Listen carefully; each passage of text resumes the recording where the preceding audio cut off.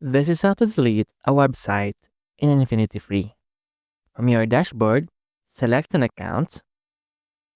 You can choose to either delete the domain or the website file itself.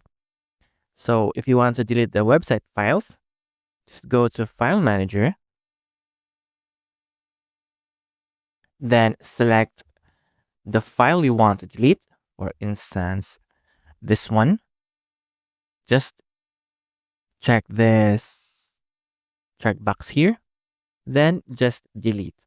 And if you want to back up your website, just need to download it. So just click OK. And we will proceed to delete. Just click OK.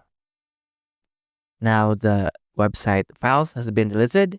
You can also remove the domain. So this is how to delete a website in InfinityFree.